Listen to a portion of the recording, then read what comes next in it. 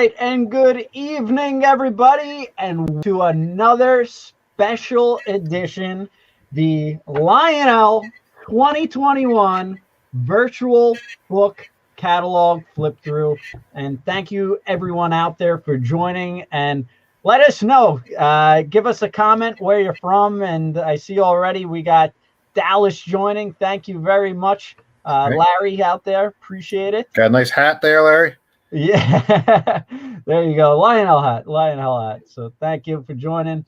And who's better to join us than Ryan Kunkel, production manager of Lionel Trains? How you doing, Ryan? Always a pleasure. Thanks, Ken. It's great to be back. I'm sure there are lots of people better, but you get stuck with me every time. So, but I enjoy it. I come on here because it's a lot of fun hanging out with you for a few hours and talking to people and letting you know about all the good things coming down the pike from Lionel. And I know you guys are anxious to get orders. We've had the catalog out for about 2-3 weeks now, something like that. Feels like a while. And you'll be wanting to collect orders so that you can get people started and get things delivered. And then I need to get the orders so we can get these things built for everybody. That's right. That's the most important part. And I will say we did a promo for this event, and you're kind of like a big hit now. You're doing your virtual. It's every week, right? Or every other week? I do every other week with Workbench Wednesday right here from my home workshop, and we do different projects on modeling and all sorts of different techniques. Have some fun. Instead of talking product directly, we talk about actually putting it to use on your layout and doing things like that. So between that and all the catalog shows and virtual train shows that you've been doing, which have been so helpful to all of us in the hobby industry, both from the manufacturer side as well as a hobbyist. I even found myself watching it on the nights I didn't have to be on it. So it's been a lot of fun doing that. And I'm everywhere you want to be. That's right. And I actually caught you one night, and you were painting this beautiful model kit, and I said to myself, Ryan is like the new Bob Ross of Lionel Trains, and I couldn't stop taking that image out of my head. So it was really excellent to see you create this beautiful model. And if I had to create a model or a diorama, I tell you, it would not look that good. Kudos. You don't give yourself enough credit, Ken. You got to give it a try. That's what everybody says. But if you give it a try, you'd be surprised what you can do. And you've got all the materials right there in your store to do it. So I don't think you have any excuse not to try this out. Well, I will say time is the one thing that I do not have, because between all your new product announcements, the listing of Lionel products, I mean, look at all these pages. So somebody has to be in the background making prices, putting all these items, and also marketing these great items and creating these events for all our great patrons and loyal Lionel consumers to purchase. So and sometimes even working the second shift to unload them at the warehouse, I understand. That's right. We've last night we came home late. My cousin Anthony was there. I was there, and a couple of our guys, and we had probably about 10-11 pallets from Lionel, and just putting it away. So, and trying to get those back orders fulfilled, all that good stuff. But it takes a while. And I tell you, Ryan, those Lionel GS4s are heavy. we had to put them on the shelf, and it's a workout. I tell you, I would say it's probably 40 pounds. Yeah, I mean, just think of all the money I'm saving you on a gym membership, Ken. Yeah. That's probably a good point. You should start charging the dealers for the gym membership for the workout that we train with you guys. It's unbelievable. But that's kudos to you guys with the new boxing and your high-end engines. I mean, they're big, beautiful boxes, and it really takes the protection of the engine. So it's Well, we really, hope really so. good stuff. We hope so. It's definitely one area that we've been really focused on over the last year, trying to improve with each release, trying to make sure that these things arrive to you in the same condition that they leave the factory or leave our warehouse. And believe me, it's not easy. Without a doubt. And Arnold, yes, one of them was yours that I lifted all the way from Brooklyn to Long Island. So thank you for that. And but let's kick this off, Ryan. Yes, let's get rolling. Yeah, and Got because we got have a few a lot pages of catalog to cover. Yes, yes. So enough, and let's dive right into this. And maybe you could share, and we'll do a virtual walkthrough on this. And if you guys have any specific product questions, Ryan pretty much knows everything about Lionel. I've never had a question that I've stumped him with. So shoot ahead, and if it's appropriate, I'll try my best to squeeze it in and get you in there. But let me wait till you get it uploaded. Yeah, just let me fumble around here for just a little bit, and we'll get this up to where everyone can see it, hopefully. No problem. And I tell you, you got a lot of cool stuff in this, and it's going to be hard for a lot of consumers there to pick, for sure. Well, I hope so. I hope we give everybody some tough choices. This was a fun catalog, and as somebody who loves railroad history, I think this is covering pretty much the gamut. We've got everything from the John Bull to the Acela in here, so we really pulled it all out for this one. Yeah. And beautiful cover. We got the Acela Amtrak. I guess before we get too deep into individual product, I do want to talk for a minute about two really cool new features that we have coming out this year, one of which is available right now and applies to almost all the product that you'll see here in the pages. Anything that we have with Bluetooth in it now has what we call LVC, or Lionel Voice Control. And this all works through the existing Lion Chief app. There's a push to talk button up in the upper right corner of the app that when you press that button, it'll ask you for a voice prompt. You tell the train what you want it to do. It'll register the command, and then your train responds. So anything from going faster or slow down or blow the whistle, you can do a whole number of different commands, and the train acts according to your voice. And it's a really fun feature. It's a free part of the app, so you can download that right now. Or if you already have the app, you just want to go in and do an update. We launched this about 2 weeks ago. And then you'll already have this feature, and it works on anything we've ever made with Bluetooth on board. So that includes Lion Chief sets up to legacy locomotives. Will have this feature when you're running them in Bluetooth mode, that you can control them by voice. So if you already have a Bluetooth equipped engine, you can practice this and play with this at home right now. But of course, everything that you see in the pages coming up that has Bluetooth will have this on board. And it's a really fun feature. We've had a lot of fun playing with it at the office. And I know some of the rail fans have been out there trying it out. And so far, the comments we've gotten back have been very positive on it. So I think people are having a lot of fun with it. It's just a neat, new, fun way to enjoy your train. Also, not to be confused with that, we have voice streaming and recording. And this will allow you on select sets that are coming this year to press the button and either talk live, or you can also record up to 3 different announcements or sound files, and then play those back through your train. So if you don't like our crew talk, you can make up some of your own and then have that programmed into your locomotive and play the new crew talk sounds and so forth. So you'll see those icons on pages coming forward with everything that has it. Lionel Voice Control, anything with a Bluetooth board in there will have that on there now, and the VSR will be on select sets this year, and more stuff to come as we continue to grow. So some pretty cool new stuff that touches a lot of the line. Whether you're a high-end guy or just getting started, there's some fun there to be had for everyone.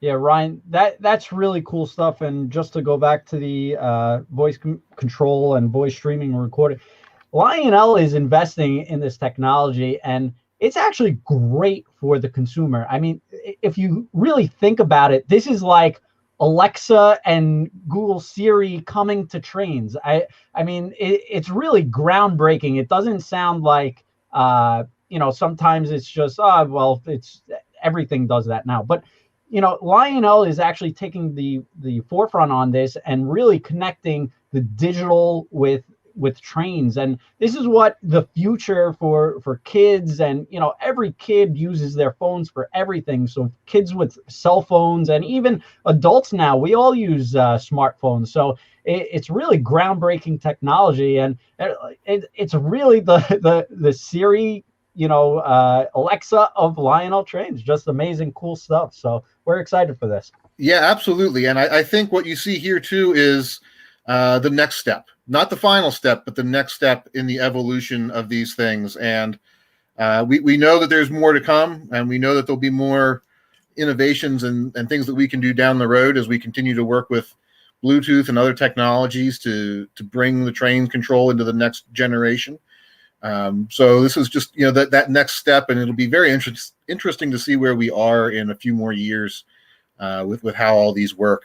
I'm excited about that part of it. I know a lot of people are, but I also want to emphasize that if you still like to grab the handle of your ZW, the majority of what we produce is still conventionally operable as well. So we do our best to keep everything backwards compatible as we always reach for the future. So we're not abandoning legacy by any stretch of the imagination, just finding new ways to enhance it and improve it. Very cool. All right. Should we get into some of the scale items? Yeah, sounds good. All right. Well, let's just start off with the biggest brute here in the catalog, the Vision Line 210-10-2. I'm sure you've had a lot of questions and interest in these, Ken. This is a return. This is one of the first Vision locomotives that Lionel produced over a decade ago. And so we're bringing it back with the latest features and updates. As a prototype goes, these were kind of unique animals. There were about 10 of these built, if I remember correctly, and they were a prototype kit bash. The Santa Fe took a pair of 210-2 locomotives and literally spliced them together to make these massive engines. And unfortunately, the boiler didn't grow enough to meet the needs of all the pistons that it was going to have to support. But they didn't last very long in service, and then they got split back up again, and one locomotive became two. But neat locomotives nonetheless, and a very cool Vision engine. This one has a lot of great features in it, still from the original run. So you've got the stack smoke, the whistle smoke, the blow down steam, and you've got the swinging bell on this locomotive as well, which is really cool. All of which were retained from the original release of this locomotive.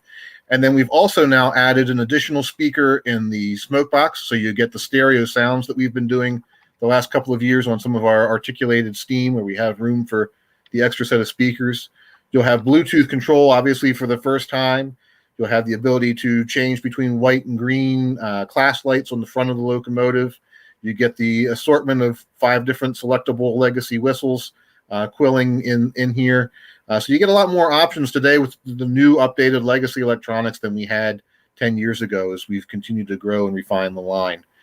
We've got 2 prototypical paint schemes and 2 sort of fantasy paints, one in the Valley Flyer that you see there at the top, and another one in the Black Bonnet paint scheme, which is something that sort of evolved on model railroads, but it's a neat paint scheme with the red and yellow war bonnet applied to a steam locomotive, or sometimes a diesel with the black paint. And it's actually a pretty striking and eye-catching paint scheme that works really well.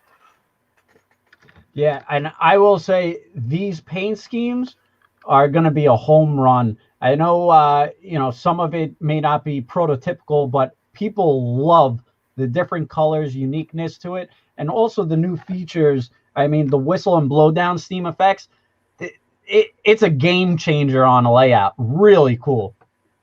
Yeah, there's so much play value in these, and the swinging bell is one too that it's a very small little detail, but it's one that just catches your eye, and people get drawn into that and really seem to like it. And it's one of those features that when you have somebody over who's not a train person and you want to show off what your model trains will do, that's the one that people will remember, that the bell swings back and forth when you ring the bell. For some reason, that one always just jumps out and sticks in people's minds.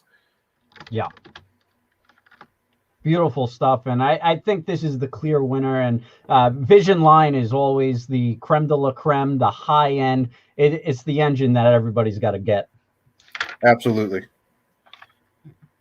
All right, let's roll on to something a little more modest. The USRA Pacifics. We're doing these in a variety of flavors this time around. Different tenders, different trailing trucks, some other different details from model to model to make them a little bit more faithful to their prototype road. This is one of those types of engines that pretty much every railroad had some sort of an example of a Pacific on their roster. So no matter what you model, what you like, there's a good excuse to go out and grab one of these. We've got quite a few varieties in this catalog. You can see 5 of them here: the Atlantic Coastline, Great Northern, Nickel Plate, Union Pacific, and Southern Pacific, which are all in some really nice color schemes here as well. I particularly like the Buy War Bonds tender on the Nickel Plate locomotive. That would look great on a troop train or some of the special cars we've done over the last couple of years. And then we have a number of these coming out in sets as well. Or with matching cars that can go along with them. We've got the GM&O and the Caddy units here. Same great features. All these locomotives have whistle steam, by the way, and legacy and Bluetooth control. And then we've got matching cars for both the Frisco and the GM&O Pacifics here in the catalog in our 18-inch car variety. And of course, all of our 18-inch cars.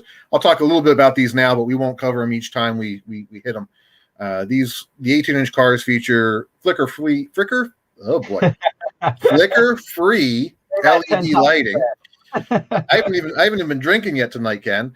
And complete detailed interior with figures on these 18-inch heavyweights. So real nice cars, nice heavy cars as well.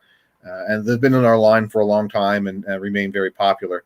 The Frisco cars have a really neat simulated shadow line stainless steel effect on them as well. We've done that on a few different railroads now to prototype paint trick to mimic stainless steel, and actually turns out really nice on these cars. I think people will enjoy that.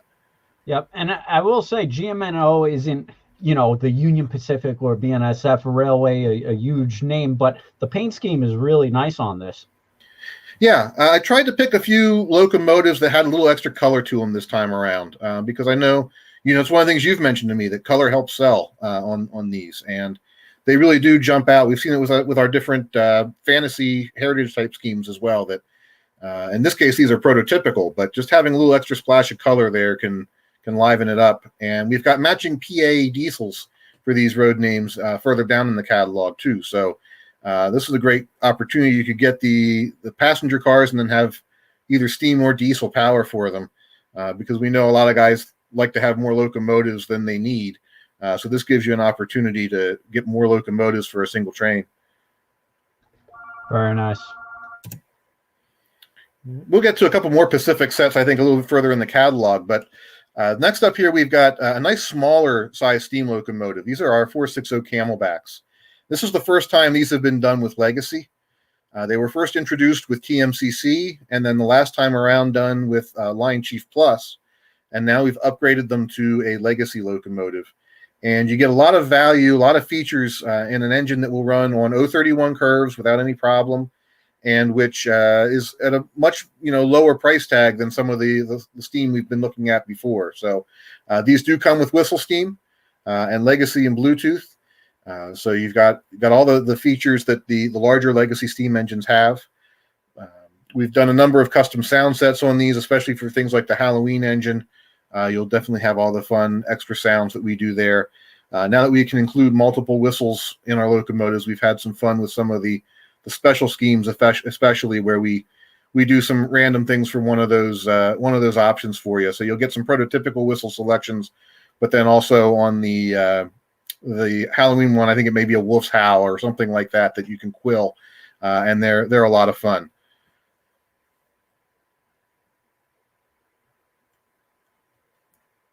Did you have any questions or anything on these, Ken?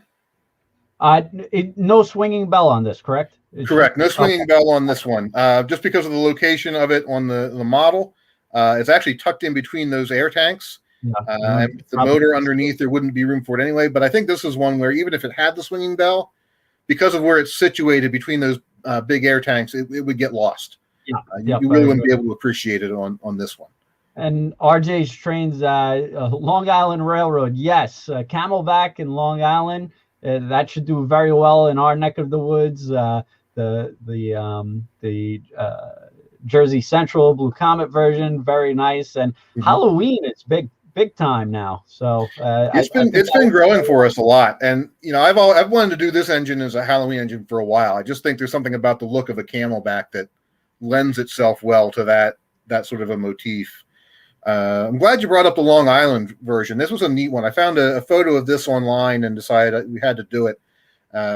There's the engineer's name on the cab below the road number, and this one, the pictures I found of it, it was rather shined up and polished. It may have been his last run or something like that, but it just looked like an engine that was so well cared for, and the pride that the railroad employees had in the engine that really wanted to make that the one we put in the model. So I think that's a special piece and a neat one that needed to be added into the line.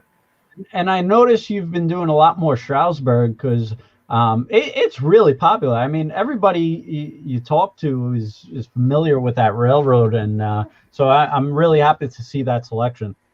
Yeah, me too. I always sort of took it for granted because I grew up so close to it, and I think, oh yeah, I know the Strasburg and love the railroad, know the history of it, but that's just because I grew up in Pennsylvania nearby and have those memories. But it turns out a lot of people have that same feeling in common. So our approach on this one was a sort of a what if. Strasburg did have a Camelback, of course, number 4, a much smaller locomotive. But as they were getting things in the early days, if one of those C&J Camelbacks had been around, it would have been neat to see what they could have done with something like that. I know at one point there was talk of them working with the Pennsylvania or Penn Central to borrow the G5 out of the historic collection because they thought that would be a good-sized locomotive for their railroad. So the idea of a 460 Camelback seemed to sort of fit their motive power guidelines, and would have been a neat thing to see. Shame it never happened, but I think it probably would have been pretty cool if it had. Yeah, very cool. And don't mind me, I'm also flipping through the hardcover book because I first of all, I love that you guys still make the hardcover books because a lot of companies are going all digital, so it's a good feeling to flip through while we're looking at it. So if you're old school like me, even though I'm still young, shout out on it. Yeah, there's something about the feel of a catalog in your hands. Very clearly, you can see I still enjoy print media. Yep. There's nothing quite like having a good book in your hand to go back and thumb through. So definitely, the catalog is part of Lionel's just culture. I think I don't think we'll get rid of it anytime soon. And forgive me if I have some lag, Ken, because as I'm looking at my screen, all I see is the catalog. So if there's comments and questions coming up, I'm relying on you. Or if I've got like a giant spider or something crawling up on my shoulder, someone needs to let me know. Will do. Well, actually, on this engine, I had someone come into the store today from Valley Stream, and shout out to you for coming in. And he said, on tonight's episode, can you ask him about there's a weathered version on the Mohawk, but I don't see it. Are you guys going to be making it? Yeah, so we planned to do one. The plan was to list that as the number 540 Mohawk there over on page 17 in the catalog in the upper right. Okay. It didn't get really put into the catalog that way or the price adjusted for that. So we're probably just going to see where orders come in and determine if that gets built or not at this point. We're hopeful that it will. But I'll use this as a plug for Harry Heike, who we use to do our weathering services. And he's done several engines for us directly out of the catalog over the years. He does a great job, and so I'll just give him a free plug here. Whether it's a new locomotive out of this catalog or one you've had for a few years, and you want to add some dirt and grime to it, I highly recommend him. Give him a call or visit his website and set something up, and then he can tailor it also to your tastes and specifications, which I know is really something he loves to do. He likes to make each one custom and personal. And when he does a whole big batch of them for us, Each one's still a little bit different and unique, but you don't have quite the same familiar, one-on-one with him that you can get calling him up individually and saying, I want light weathering on this. I want it to be really, really heavily weathered, or just weather it, but put gloss on the bottom half of the tender so it looks like the water line. He can do all that great stuff, and working one-on-one with him gives you that option. So whether or not you get that straight from the catalog, there's still that option with him and others like him to do weathering. And it's part of the hobby I enjoy. So anytime we can pass it on to guys out there who do that work and that artistry, definitely worth looking those guys up and giving them a shout out. A couple other cool things on this page. We've got the 6-pack of cars down there, the pacemaker set. We originally thought about doing this as a set included, with one of the locomotives all in one big box, but the pacemakers were so common on the New York Central and such a striking train that we thought, well, you might want the fantasy paint scheme one to match the train, or you might want to run the prototypical train behind a prototypical locomotive. So we offered the cars separately, one of which is one of our new Vision box cars. Then you get 4 regular box cars and a lighted caboose in there. The Vision box car will be a lot like our Vision reefers, our Vision baggage cars, to where it's set up for LCL service, and you'll get 3 different stop scenarios where when you stop the train, you'll hear the boxcar door open and different things being loaded and unloaded and ready for the next terminal. So a fun car, adds a lot of play value to your train. And we picked up on some of the different variations in the New York Central's boxcar fleet for this. So you'll see different door styles and different lettering styles to represent some of the changes in these cars over the years. But of course, this is a paint scheme that we've done numerous times, as well as others. And I can imagine a nice long string of these would look pretty impressive on some layouts behind one of these Mohawks. So definitely one, if you're a New York Central fan, you want to jump on that. Ryan, and I will say, that's what's great about this whole page, these 2 pages.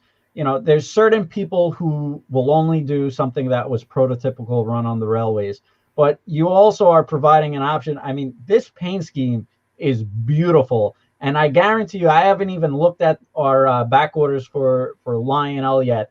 And I will guarantee you that engine is going to be a home run and outsell the other, prototypical engines. I mean, it looks gorgeous in that picture. It looks really nice. And I can see the comments here, people are already drooling over it. So I think it's going to be really hot and a really good seller. Very, very well done. Yeah, I hope so.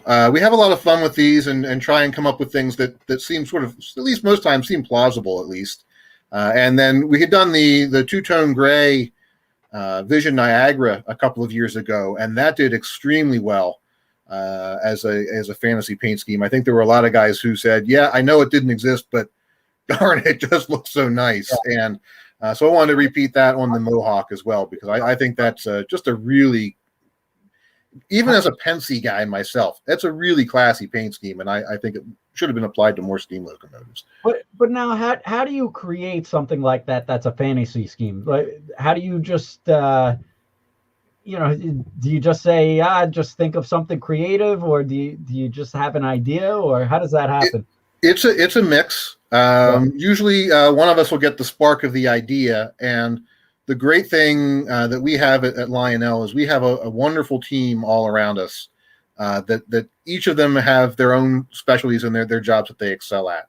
And we've got some amazingly talented artists on our staff who can take an idea and bring it to life for us.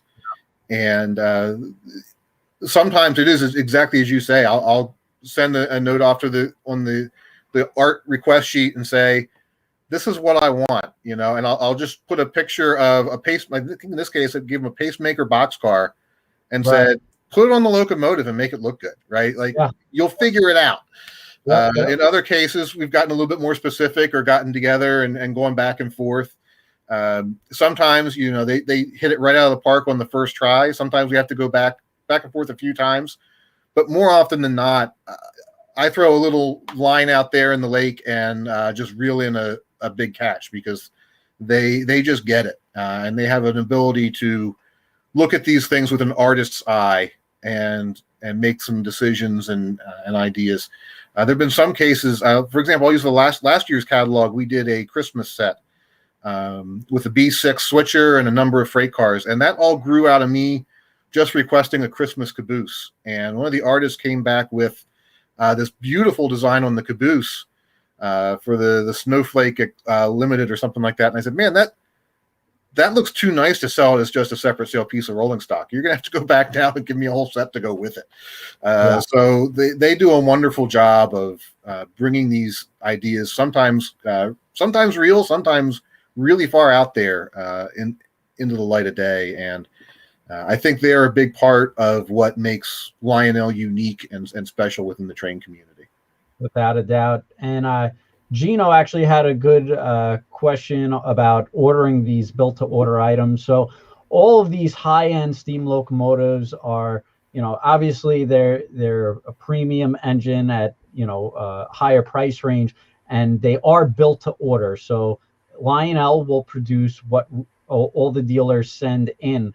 We have to give in our orders by the end of February. So make sure you get your orders in when you know, if possible. This way we can then place our orders with Lionel. Make sure you get yours. And also sometimes we do stock extra based on what we think is going to be the winners and stuff like that. And we do our best to try to have extra just in case of any situations that arise. But this is beautiful stuff. So definitely get your pre-orders in. There's been a couple of things in your recent catalogs that just have been hot items, and when they come in, it's gone.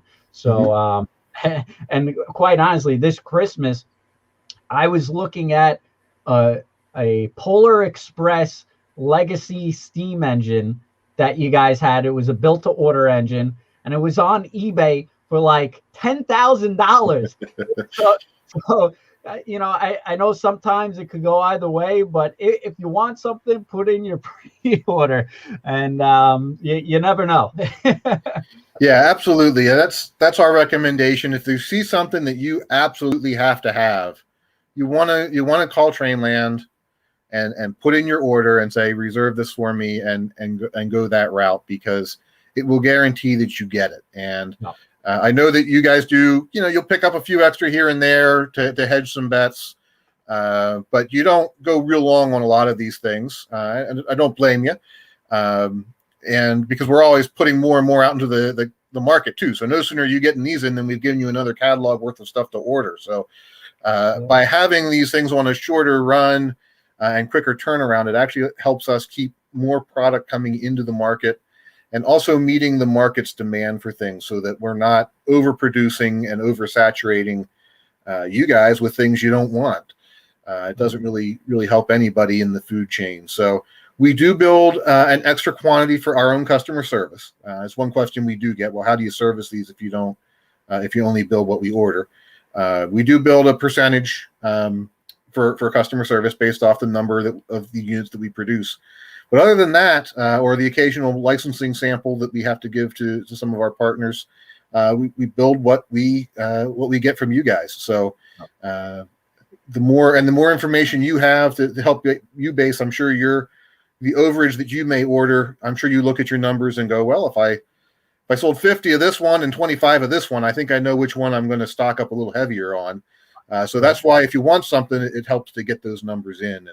And while we are pretty public about our build to order model, we're by far not the only company in this industry that operates this way. So just as a general rule of thumb for those in the hobby, if you're watching this, when you see new announcements coming out from any manufacturer, I encourage you to get online or pick up the phone and give Ken and his team a call and get your orders in. It helps guarantee that the stuff will be there. And just sort of in general to give you a budgeting perspective, because a lot of us have a lot of trains on order, and then they get here a little while later. Our goal is to deliver everything that you see in this catalog by the end of this calendar year, preferably in the by November time frame. Typically, the volume 2 that comes out in early to midsummer will deliver the first half of the following year. We're getting a lot of C2 items from 2020 into our warehouse now and turning those. And then these items fill up the second half of the year in production. So in most cases in here, you'll have a few months if you put in your order. You have a few months to start putting your dollars away and hiding them in the sock under your bed and getting ready to buy the engine. So you have a little bit of time to speculate on that. But typically, about anywhere from 6 to 9 months from the time you see it in the catalog to the time it's in your hand is a safe bet. Very cool. All right, let's get into the diesels a little bit here.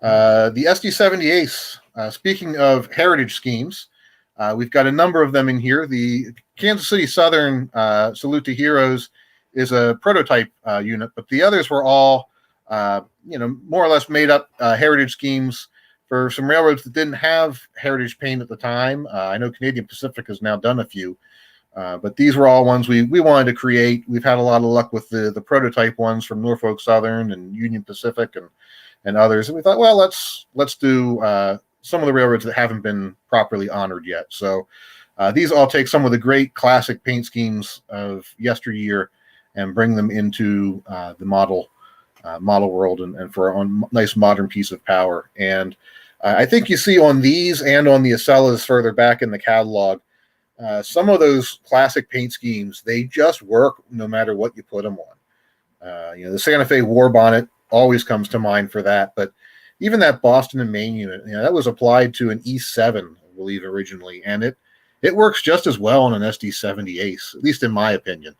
So I think there's something to be said for these classic paint schemes and why they remain popular and well loved. Very nice. Next, we've got some Alco PA sets. These are all sold as a pair of units. Both units are powered. You've got legacy sound and smoke and lights. In the past, we've done AA sets with only one powered unit. This time you're getting 2 powered units. All of the road names that we chose for this run never owned a B unit, so we didn't do any PBs with these road names. It's one thing that we found that, well, some people like to have a matching ABA set anyway. The numbers on those typically aren't high enough to justify the B units. So yeah. In this case, with no prototypes with B units in the mix, we didn't do the PB, but we did do these nice AA sets. We've got 3 of them here: the MKT, the New Haven, and the Cotton Belt. And then we've got a couple more here coming on the next couple of pages. One of my favorites, the D&H. We haven't done this paint scheme in quite some time.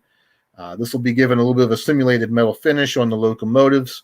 It's not a bright, super shiny thing. If you've got some of the older units that are painted silver, these won't blow you away. It'll sort of look like one engine that's been through the wash rack and one that needs to go through the wash rack is probably the best I can describe that. But it does have more of a metallic look to it to give you that stainless steel effect.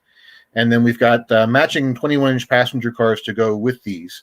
We talked about the 18-inch heavyweights before. Our 21-inch cars, a little bit longer, obviously, also feature the LED lighting with a capacitor in there. So as it's rolling down the track, the lights stay on. It'll freak you out the first time because you'll turn the power off to your layout and all your trains will still be lit. And you're going to be running around looking for the plug that didn't get pulled because they'll stay on for quite a few seconds until the lights dim. But a lot of fun features. These have interiors in them, but no figures. We sell figures separately. The new design of these cars allows you to open the shell with just 4 screws and put all the details you want inside the interior. So they're very, very modular friendly. And these also have what we call our kinematic coupler design on them. So they pull themselves closer together on a straight track, but spread apart a little bit more. So they'll still go around an 054 curve. Ryan, just 2 questions that we had. Sound, is that out of both units or the lead engine? Let me refresh my memory on this one. Legacy rail sounds are in the lead locomotive on these. So both locomotives are powered, both have smoke, both have the full lighting effects. The sound comes out of one unit only. And the crew in the lead as well, correct? Yes. Yeah, you'll have the crew in the lead and no crew figures in the second cab. Okay, gotcha. And gotcha. Unless our factory gets crew happy again. I know some of our E8s out of last year shipped with figures in both cabs. Bonus. So makes it nicer if you're running them in pairs or whatnot. If you want to split them up and run the other one in the lead, you got figures in there. We didn't beat the factory up too much on that one. That's all good. Another set of PAs with the matching cars is for the Erie Lackawanna and the Phoebe Snow. It's another good New York train coming out of there. And another popular one, the Erie Lackawanna, I think has gotten a little bit more and more popular over the last couple of years, seeing some more interest in this road. Always a sort of in-between player between the Pennsy and the New York Central, the bigger roads, but the EL and its predecessors had a neat following and a neat role to play in that whole scene. So wanted to do this train and paint scheme some justice. Ryan, the smoke is out of both engines? Or? Yes, both engines will have smoke. Okay, cool. It's an Alco. You got to have smoke in an Alco. There you go. Very nice. All right, and still more. We've got the GM&O. This would, again, go back nicely with that Pacific we looked at earlier. Here you see the matching passenger cars. There are some changes in the art on this PA and some of the others since we did the catalog. We have made some revisions to, for example, this actually should have the red nose and the red up where the grills are up to the roof line. Some of the number boards and things on different engines have changed a little bit since the catalog art. So I've had a few questions on that back at the office, and we've already revised production art to make sure that it's correct. So if you've got anybody out there who's a purist on the GM&O and is a little bit worried about that, rest assured that we've caught that and made some of those changes. Oh, cool. Try as we can to make the catalog perfect. There's always a few things in the 200 plus pages that get by us. Now the GP30s are coming up, and someone has a question. So if I think please ask Ryan, will the Sioux GP30 be on the correct Alco trucks and not Bloomberg's as shown in catalog? Yes, it will. Good question. I had that one in too. And that one will be on the AAR trucks, the trade-in Alco trucks for the Sioux line locomotive.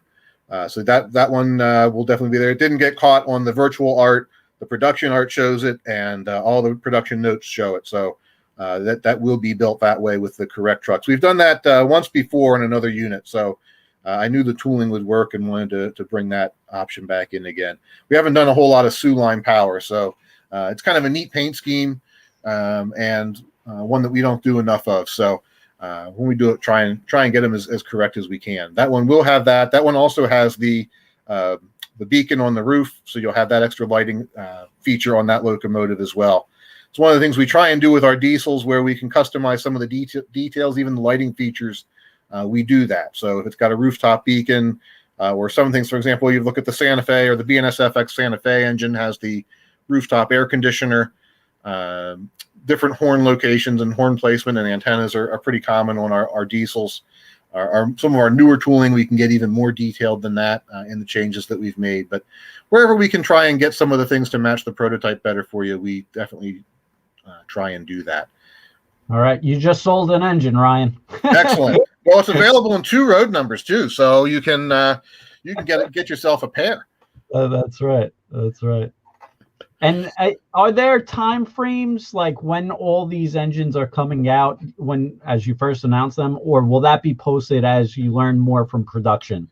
That'll be posted as we learn more from production. What I have right now is a very, very tentative schedule from all of our factories based on the projects that we've given them. Once we get the orders from all of you at the end of February, we spend the first week or so of March pulling those together from all of our accounts, tabulating everything, seeing where the numbers come in, and then writing our orders for the different factories that produce these trains. Once they know how many they're going to make, then the schedule can get massaged a little bit so that we know how long each product is going to take. Sometimes things get shifted a little bit in production there as well, depending on the quantity. So until we have that, and that usually takes a few more weeks, so we're probably looking at about early April timeframe. Until then, anything that I would tell you on what's going to show up when would just be complete guess. And I don't know if the factory is going to build the GP30s before the PAs or the PAs before the GP30s. So until we work all that out and know how many weeks it's going to take to do each project, it's kind of hard to give you anything. Once we get that first production schedule, usually, again, probably around early April, you'll see some updated numbers. We'll put that up on our website with a shipping schedule. And then it gets updated periodically as we get major shifts in things. But usually as we get through the summer months, there's not a whole lot of movement one way or the other. And then things get a little bit crazier come early fall as we scramble to get everything wrapped up and out the door. Yep. And Charles has a good point. It could be hard to purchase or pre-order a built-to-order locomotive because they haven't seen the paint or they're just basing it off a rendering. So, Charles, we actually at Train World do try our best to stock extras on everything. Granted, sometimes there are items that just sell out very quickly and are hot items. And so as soon as they come in, it's just we do our best to maybe do a video. You could check Train World TV, or I know Ryan does post pictures sometimes of samples. So just be out on the lookout for social media, and you could come to our hobby shop locally and just check it out on hand and see what it looks like. It's kind of hard to follow the process, but Ryan, maybe that's something your team could think about. Maybe absolutely, yes, and I think definitely one thing to recommend to all of you. We've tried to get a little bit better with this on the sharing side of it over social media over this last year. Is maybe one of the positive side effects of us all working from home more and being a little bit more remote. As we get photos of deco samples from the factory, we do try and put those up on, especially our Facebook page. So if you haven't already, like Lionel on Facebook, and you'll get updates there as we get updates. We'll try and post them. Again, even with photographs, it's sometimes hard to make an exact determination on paint color, just because of lighting and the way it looks in so many different environments. There's some colors that just seem to change color right before your eyes, depending on what kind of light you're viewing them in. So, but we still do our best to get photos up when we can and give you a better idea. And the train shows, when we get back to normal, you can see Lionel at the train shows and at York, Amherst, and hopefully we'll go back and Charles, yes, our videos, and hopefully we'll do more virtual segments showing the newer product. I will say it has been challenging doing product videos and keeping up with the content during COVID, because as any business, we're all hitting restraints and having delays. So it is a little difficult at this time, but we'll keep on doing our best. And we hear you, Charles.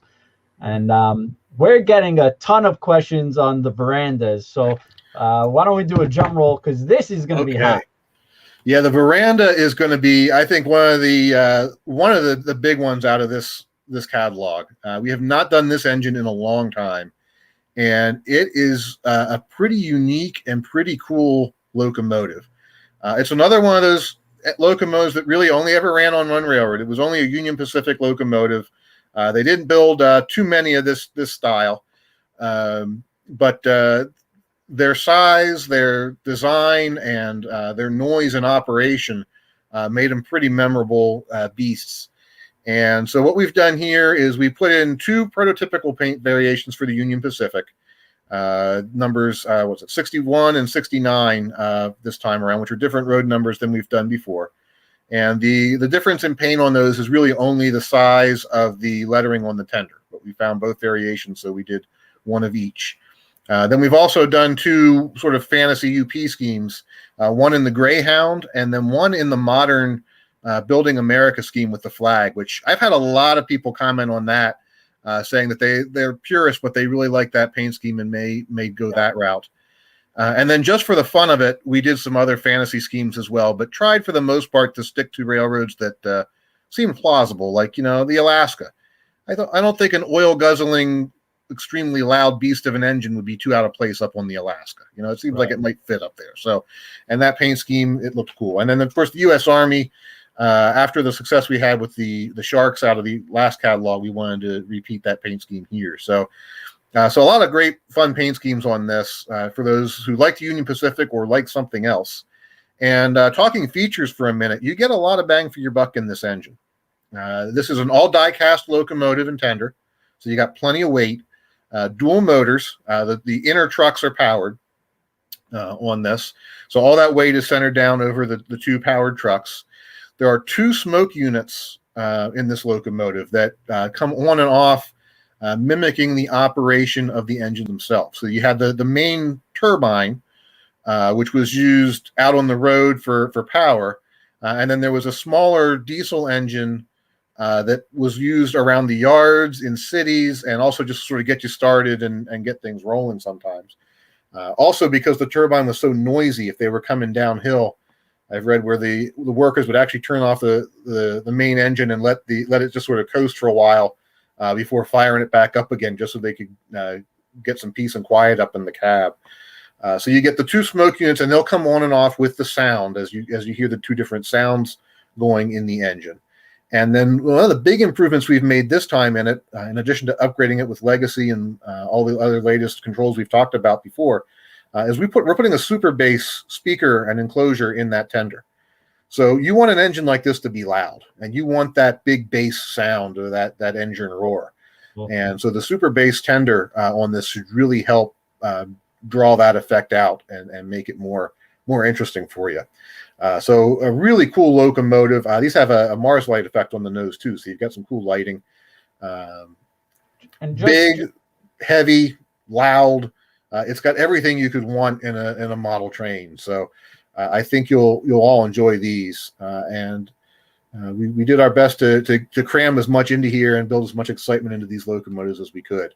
I think these should be a real popular winner with everybody. Without a doubt. And we got a bunch of questions.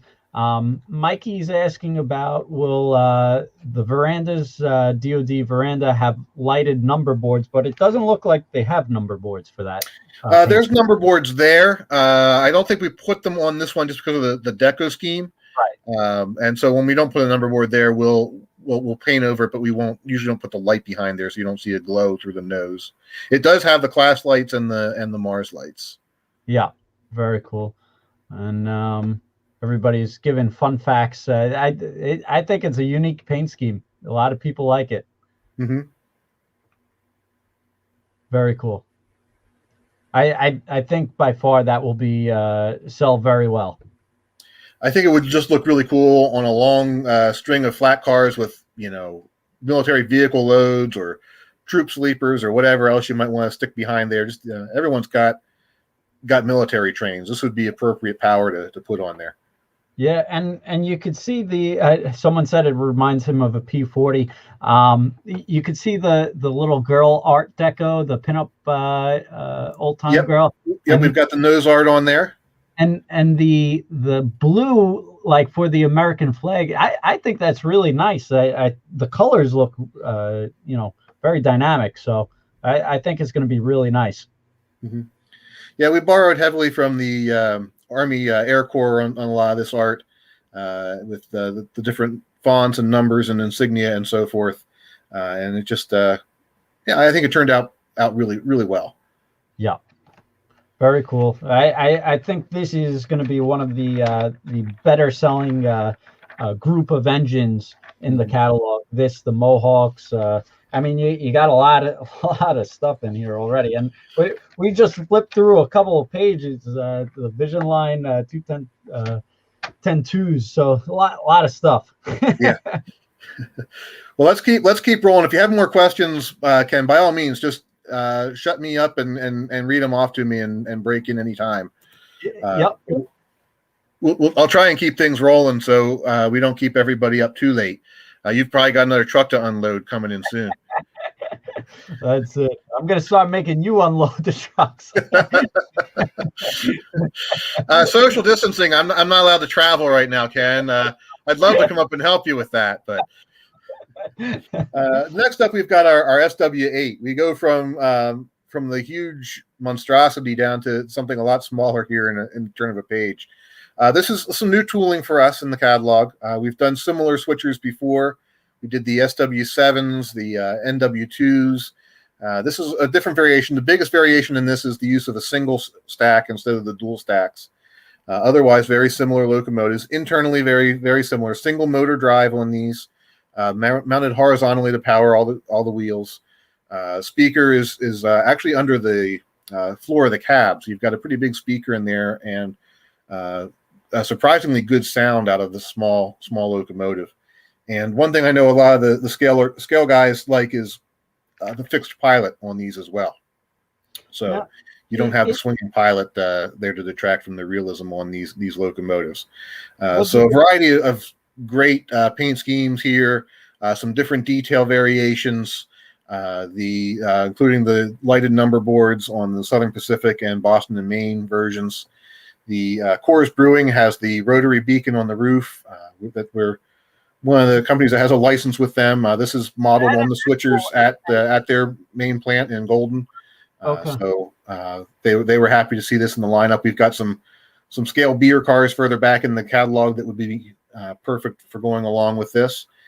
So all sorts of locomotives to grab your attention here and have fun with. Very cool. And Doug, we need to know by the end of February. So figure March 1st, if you could get all your orders in, this way we could pass it along to Lionel. It would be very helpful. Mm-hmm. And thank all the comments out there. I see a lot of comments that they've purchased from our retail store on Avenue M when my grandfather first started. So it's really nice to see, the customers support us for so long. So we really appreciate the kind comments. Absolutely. But you guys are some of the best out there. So it's no wonder you've built that loyalty over the years. Thank you. Well, we need the great trains like Lionel Trains to sell them. So it's a great partnership. Absolutely. All right. Well, we're starting to get into the high-end sets here. We've got the Acela.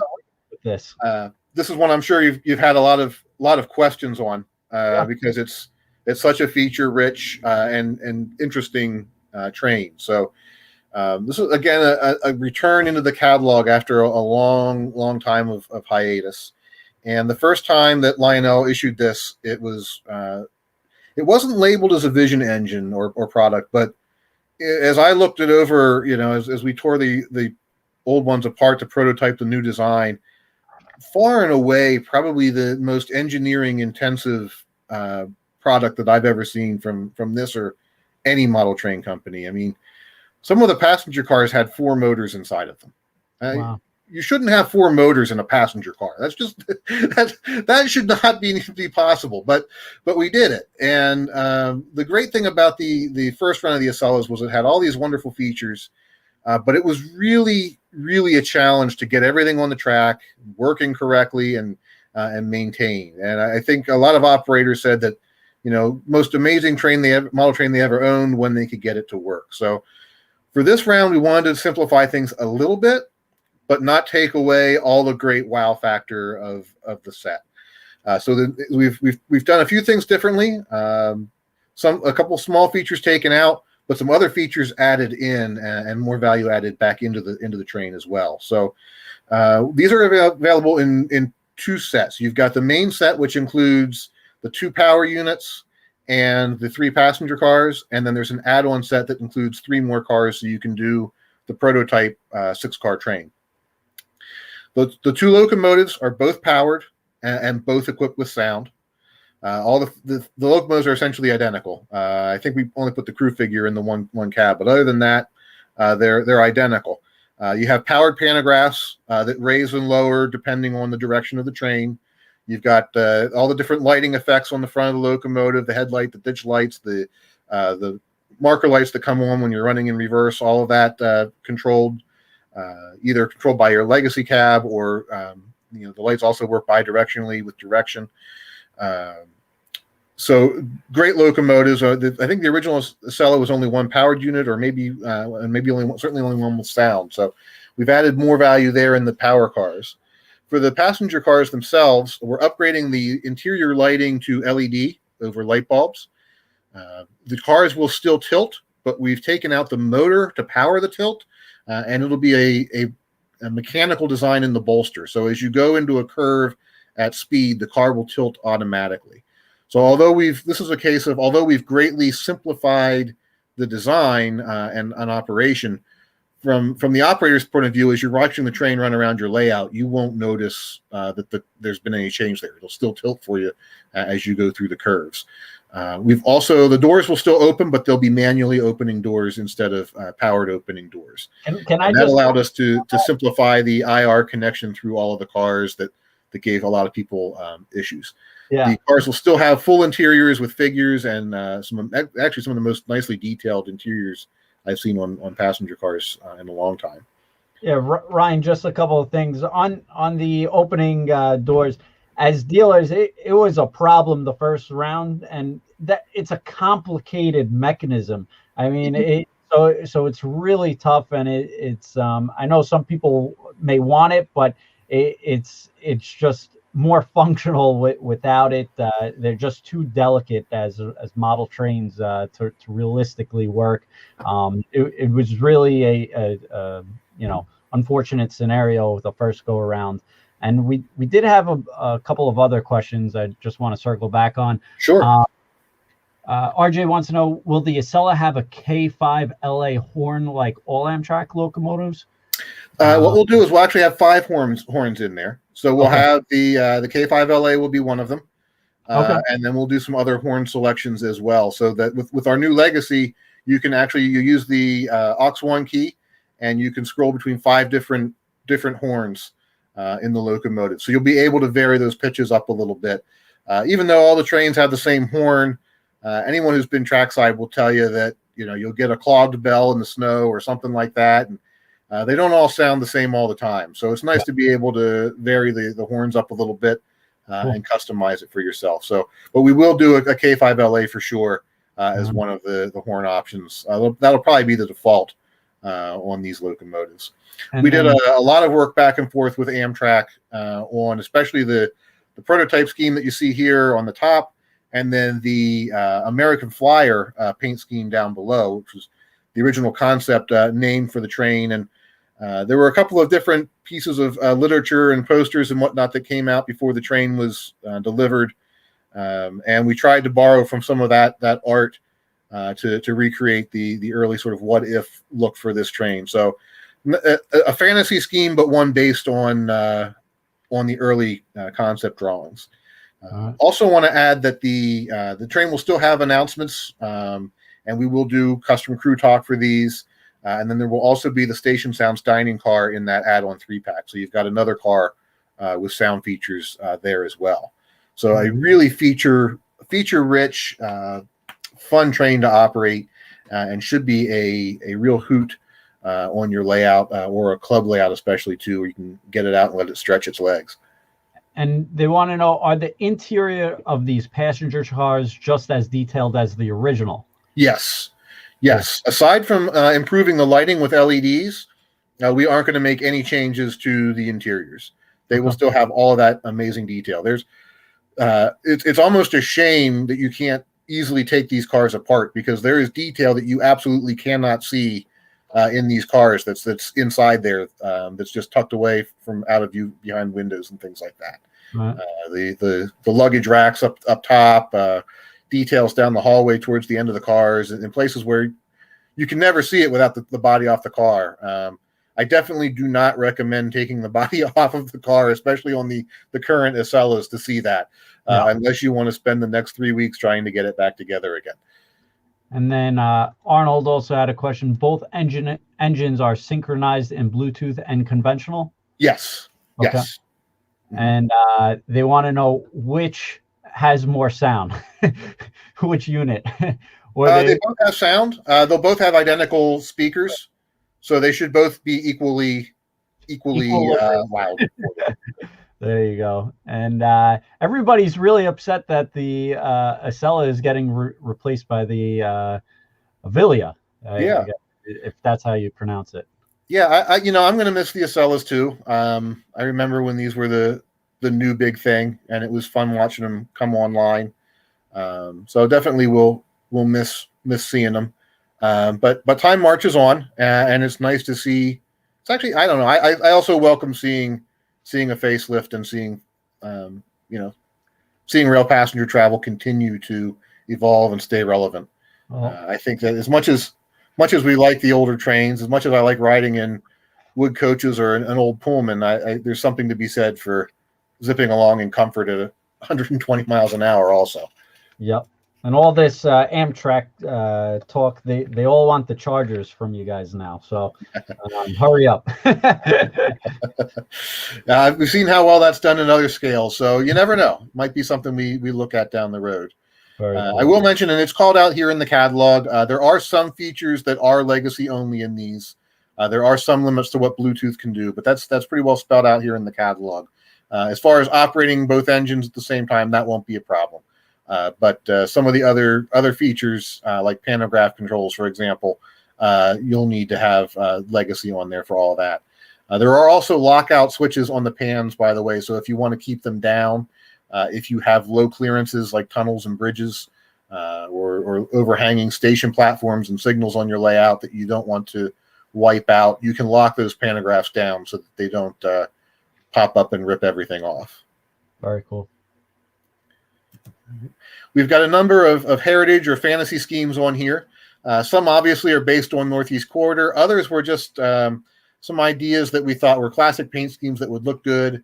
And maybe, Milwaukee to Chicago, I've made that flight. It's like a 15-minute flight by air. I think it's a natural corridor where you should have a high-speed rail route. And the Acela in the Hiawatha livery looks pretty darn cool. So we tried a few heritage schemes on this as well, for those who like the classic liveries, or maybe you have the original Acela and you just want something a little bit different.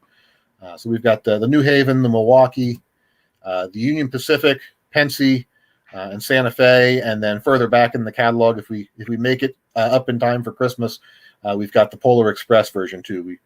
We called it the Polar Vortex, but decided not to brand it that way. And the pantographs won't flicker, correct? No, we don't have the flickering pans on these, but you will have that sound effect. You will have the catenary arcing sound effect will be added into the sound sets for these. Very cool. Great stuff. All right, a couple more high-end sets to talk about. I'll try and keep us rolling here, but stop me if you have questions, Ken. Yep. Our nickel plate work train. This is a really neat set, and then there's an add-on 4-pack that goes with it as well. We split it up just to make things a little more reasonable on the packaging size, if nothing else. But this is a complete track gang in one train. You've got the SW8 locomotive. The set then comes with a flat car with a TMCC ballast tamper on the flat car there, a tank car, a kitchen car with sounds, and a bunk car. The ballast tamper, you can take off the flat car and run on its own. It has TMCC control. It has a pair of tamper arms in the front that pound up and down. And then you've got in the kitchen car, these have our great sound sets. It's freight sounds in motion with the clickety clack and whatnot. And then when it's parked, you hear the work gang coming in for supper at the end of the shift. So whether this train's sitting on the siding in your yard or out on the main line, you can have a lot of fun with it. And then the add-on 4-pack includes another flat car with a speeder load that's also TMCC controlled, a flat car with a sort of a scrap tool load and tarp load, and then a tool car and another bunk car. So you can get the full 8-car train in this. This will also go great if you have a rep crane or some work gondolas and box cars. You could build yourself a really neat work train out of this. This gives you a good start on that, though. Gino had a funny comment. He's curious if that engine is going to be able to pull all those cars. Oh, it should have no trouble with that. Cool. It should have absolutely no trouble with an 8-car train. Very cool. Mm-hmm. Nice stuff. A couple more sets here. We've got the Lehigh Valley Asa Packer. This includes one of our Pacifics like we looked at earlier. We'll add a couple of extra brass panels on this to get you the extra semi-streamlining on these locomotives. And then a 4-car train, including a station sound Steiner, which we've mentioned. Those give you all sorts of great station announcements, both while the train is rolling and stopped. So a lot of fun with those. And then a more modern Eastern train, the New Hope and Ivyland excursion. There's been a lot of talk around this one. I think a lot of people were happy to see this in the catalog. It's another one of those passenger railroads that a lot of people have ridden and enjoy, and just a really great color scheme, especially on that GP30. So this will have the legacy GP30 locomotive and 4 of our new 72-foot passenger coaches. So a really fun one here. Very cool. Continuing with the high-end sets, we've got another Pacific in the 1926 Cardinals train. This train lasted all of 2 days in this beautiful Cardinal red paint scheme. Really? Wow. Traveled from New York to Chicago for a Papal Congress there. So you've got the 4-car set, a 2-car add-on, and then a station sound Steiner to do the complete 7-car train. Run over the New York Central. They had 2 different Pacific locomotives on the train at various points. So we did one of the numbers for that was dolled up a little bit with some extra striping on the running boards and so forth, and cleaned up real nice for the train. So this had to have been a beautiful train. Unfortunately, obviously, 1926, we didn't have any rail fans out there with their color digital cameras snapping lots of photographs. But you have to imagine what a stir something like that would create today with the groups. So there's a few photos out there of it, and we were able to piece together enough information to bring this train out. And even though it was short-lived, just such a colorful and neat piece of history that we thought it deserved to have a train done after it. Just 2 questions for you, Ryan. Mm-hmm. Skip, hey Skip, how you doing? Ryan, does the Cardinal train include an observation car? Looks like one in the photo, but description says 3 coaches. Oh yes, no, it's the main car is a combine, 2 coaches, and an observation. Gotcha. And then we also had another good question. Where is it? There's too many comments coming in all at once. What are the interiors look like on these sets? These will be similar interiors to our other 18-inch passenger cars. Okay. These have separately applied seats and toilets and all sorts of details stuck in there, as well as figures placed sporadically throughout the cars. And everybody in S scale wants everything you made in O scale to be made in S scale. Well, we've got our USRA Pacifics back in S scale this year, so if this train does well in O, it's actually one that maybe you could see as an S gauge set down the road. Okay, cool. One more Pacific set here. We've got the Santa Fe Valley Flyer. This was another not real long. This one lasted a little longer than 2 days, but its fame has certainly lasted a lot longer than the original train did. And so you've got the locomotive and a 4-car set that includes a station sound diner, and then there's a 2-car coach add-on pack here as well. The original train was 6 cars, so this would give you the whole train in the 2 sets there. Really neat paint scheme. This also obviously inspired that 210-10-2 that we looked at on the first spread. So if you want a bigger piece of power for your set, you could pair the 2 of those up nicely and run them together. Like the Lehigh Valley set, that engine 2 will have some extra plating on it to help get us closer to the look of the actual Pacifics that were used on this train. That's great. Yeah, it's a pretty set. Very nice. All right, and then we get to one of my favorites in the catalog, our John Bull sets. This was one of the first of the Railroad Heritage series that we did, and we're bringing it back. It's a conventional locomotive. There's just no room inside this thing for any electronics to speak of outside of a headlight. The motor is in the tender, and then the boiler is die cast with oodles of brass details applied to it. We've done 3 different variations. So the one at the top you see is the way it looked, actually the replica would have been in the 1940s through the 1960s. The Pennsylvania Railroad had their replica that they had built in 1939 for the World's Fair, and one of the original coaches, and they would travel them to different shows and events on 2 flat cars to make it easier to transport these. And so if you're a Pennsy guy who models the 1940s through the 1960s, which I think there's a few of them out there, this is a really cool load that you could, set of cars you could put in one of your freight trains traveling along. And then when you want to have extra fun, you take the engine and the car off the flat cars and run them on their own. For the guys who want a more pure set, we've got a version for the Camden and Amboy in its early 1830s paint. And then we've got a sort of what if we call the Uncle Sam that was done up in blue and gold. And the thought here was John Bull is the British equivalent of our Uncle Sam.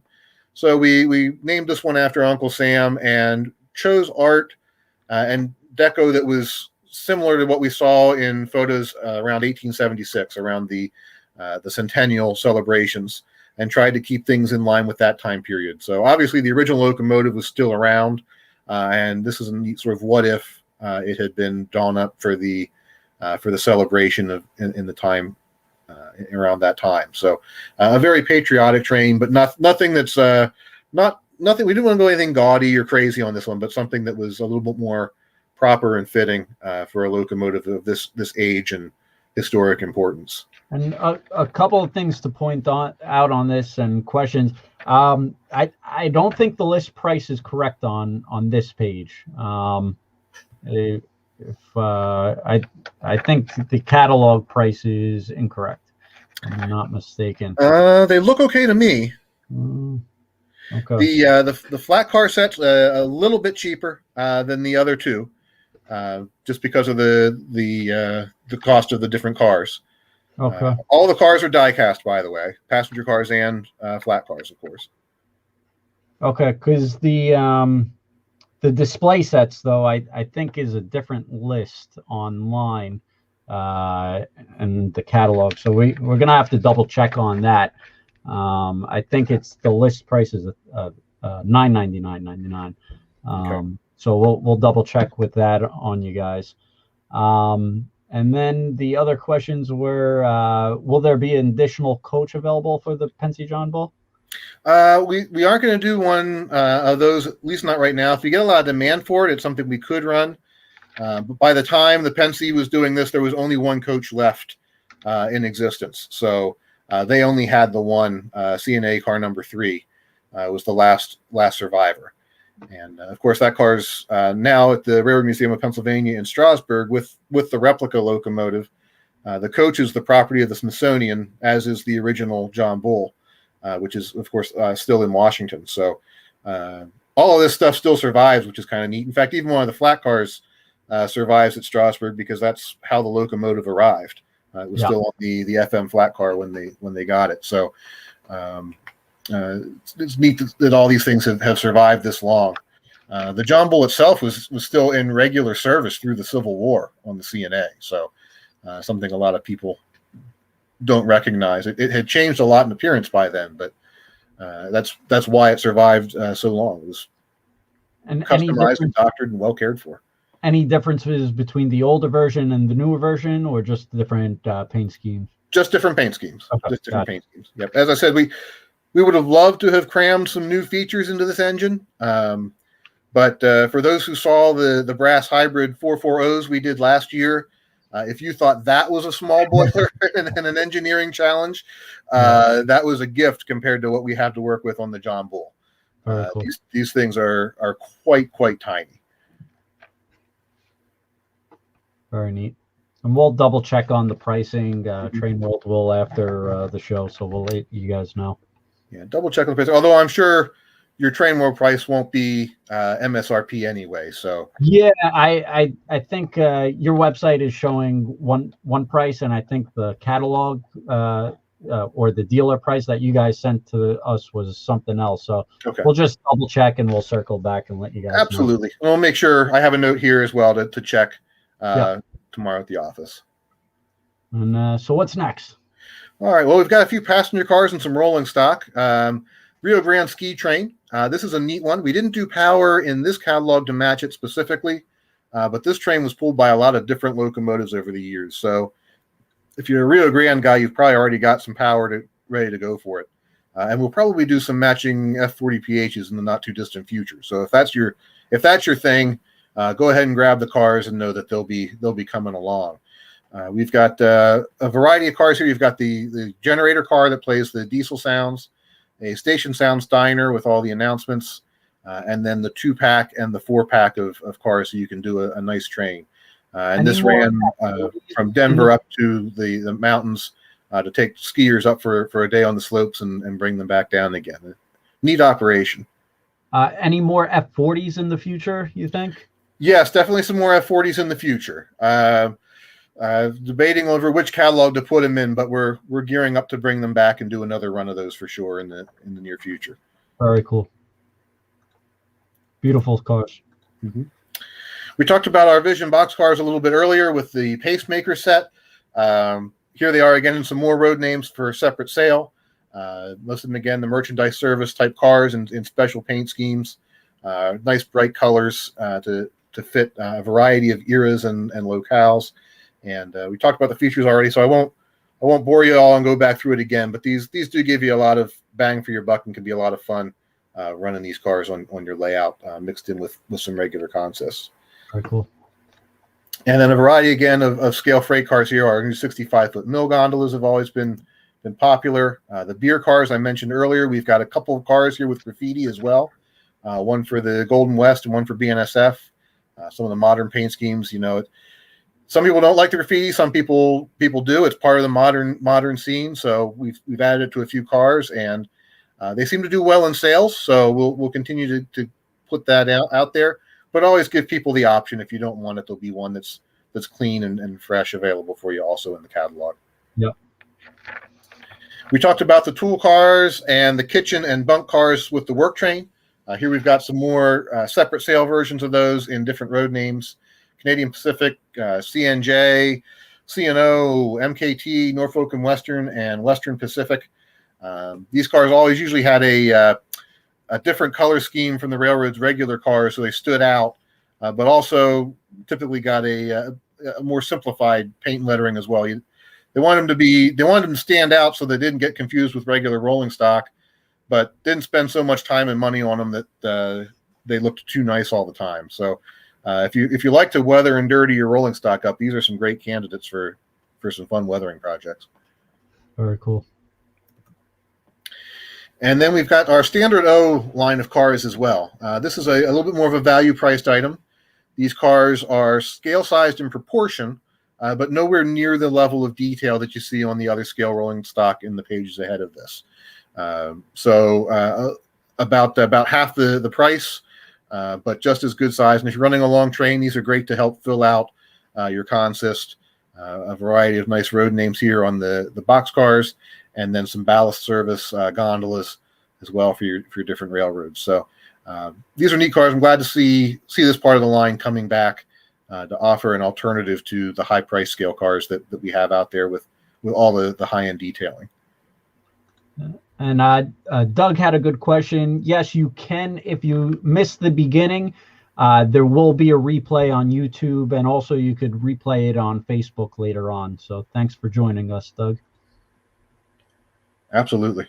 A lot of interest in the 40s and different paint schemes, the Kool-Aid, and you could do Coors Light, a lot of stuff. So, yep. There's a lot that we would like to do. There's some licensing concerns on some of those, but if we can get the licensing to do those, we know we could have some real hits with it. If you needed me to talk to the Kool-Aid man, let me know. Be cool. Yeah, well, we've got Dave back at the office, but he just hasn't signed the paperwork over yet. There you go. Oh yeah. Dave's going to not like me for that one tomorrow. We talked about our speeders and our tampers with the work train, so I won't dwell on them again. But again, these are TMCC controlled. You've got the blinking lights on the speeder cars. You've got the tamping arms on the tampers. they'll operate on any curve you've got, and just fun little critters to have on the layout. It's been a while since we've had these in the catalog. It was kind of fun bringing these back again. All right, so transitioning now out of the world of scale and into our semi-scale line, we talked a little bit about voice control and our app at the beginning. So for those who missed that, definitely go back and look at that part of the video again and talk about some of these new features. Also in the catalog, we do our best to try and break out the different silos of Lion Chief Plus, and the new Lion Chief Plus 2.0, and what features you get with each of these classes to make it a little bit more clear of where the locomotives fall on the overall scale. We try and put something out there in the market for everyone, whether you're a beginner, whether you've been around a long time, if you like the older traditional style trains, or scale, if you like features, or you just like simplicity. There's something for everybody. At least that's our goal in these catalogs. For Lion Chief Plus 2.0, we have a new baby K4.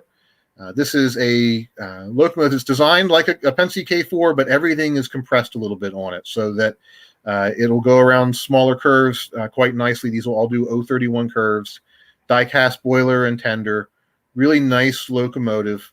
A few less features than Legacy, but you can run this with Bluetooth, you can run it with conventional, or you can run it with your Legacy or TMCC controller, because it does have TMCC command control on board. So you can run this with pretty much any remote control you've got, including the app on your phone. And we did 4 different paint variations of the K4 here on this one. Very cool. They want that in Legacy in the future now. Legacy in the future, yeah. We've certainly done the K4 in full scale size in Legacy numerous times. And so we may get around to doing some of the Lion Master type locomotives in Legacy again down the road. You never know which control system we'll decide to pack in there. Yeah. For diesels, we've got the RS3 and the GP7. Again, a lot of great features on these locomotives: stamped metal frames, dual motor controls, fan driven smoke, TMCC, Bluetooth, conventional control operation, directional lighting, and so forth. So a lot of fun features in these engines at a reasonable price. It's a nice transition between the locomotive you get in the starter set and a full-on Legacy diesel. Very cool. And Thomas, I'm not gonna talk a whole lot about Thomas, because I know we have another event coming up in the not too distant future, right? I forgot to tell you, Ryan, but we're actually cutting you out of the segment, and we're doing it on the spot because we have a huge announcement. We're working with Lionel, and we're going to be creating something big to discuss all these great specialty fandom lines, and it's going to be like the Lionel Con event. So stay tuned. There's more details to come, and we're going to roll with Megan and Megan from Lionel, and we're going to discuss about all these great items. So Ryan, I hate to do this. I know you want to talk about your favorite characters and all the good stuff, but we're going to save this for a later episode, and I should have this date. If you want to give me 1 second, I will let you all know. We're working on all the graphics and the artwork. It's going to be Tuesday, February 23rd at 6 p.m. Eastern, and it's going to be a fandom virtual live show. So all these great characters, events, Lionel has what a tremendous Lionel lineup with all these licensees, Pixar, Star Trek, sci-fi. So we're going to go into more details about that. Sorry, Ryan. No, absolutely. This is great. I get to come on here and do these a lot with you, and I absolutely love doing it. But it's every once in a while I have to share the experience and share the wealth. And the great thing about this is, we have such a great core of talent throughout the company that we can all jump in here and do these sorts of things. And I think if you ask her nicely, I happen to know that a few years ago, Megan had a Thomas the Train costume for Halloween. So I think you should start working on her for that. People should comment and write in and say that they want the Thomas costume. Yes, and actually, Ryan, it's funny that you say that because we're actually going to be doing a contest with you guys for the best fandom picture. So, Ryan, if you want to submit her photo on your behalf, I'll be sure to post it everywhere. I think that would be great. And you know, a lot of people are asking about Thomas, and yes, Thomas is included in this event. We're going to talk about Thomas.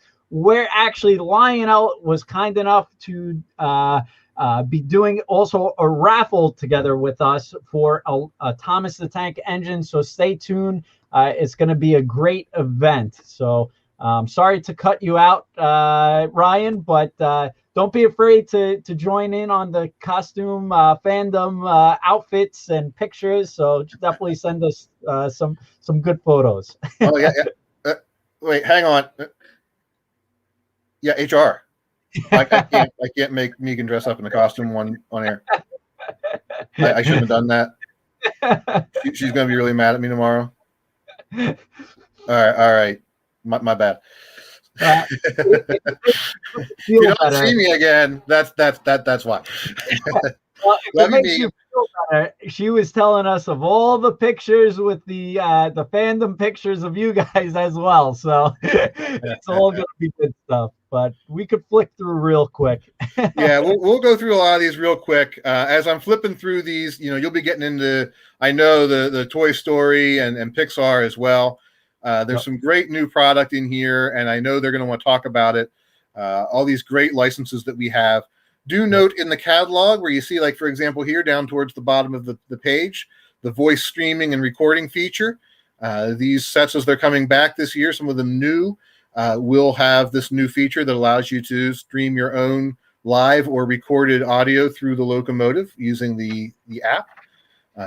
John Deere, another great license for us. You know, I don't know if it normally falls into the same fandom world as some of the comic books and superheroes and whatnot, but I'll tell you what, I've known some people who are every bit as passionate about their John Deere as they could be about as if they were going to a Star Trek convention or anything like that. So if you bleed John Deere green, we've got some great stuff here for you in the catalog also. Very cool. And of course, Harry Potter, Halloween. The line continues to grow for us. We've got a new Halloween set here with a lighted boxcar with LEDs that flicker in the boxcar. Some great new accessories, a lighted covered bridge, the spooky sounds and music boxcar. That's an easy add-in to any consist. So I keep telling people you get the Halloween trains because if you're seasonal, and a lot of people get their trains out for Christmas, so sort of Thanksgiving is the time when you're allowed to get all your trains out and take over the living room. Well, if you had some Halloween trains, you can pull that up a month earlier. So it gives you an excuse to get the trains out earlier and play with them longer. Cool. And we've got a lot of great accessories here in the catalog and new locomotives. The decoration on the General 440 there for Halloween is really something special. Lots of really cool graphics on that one. Very cool.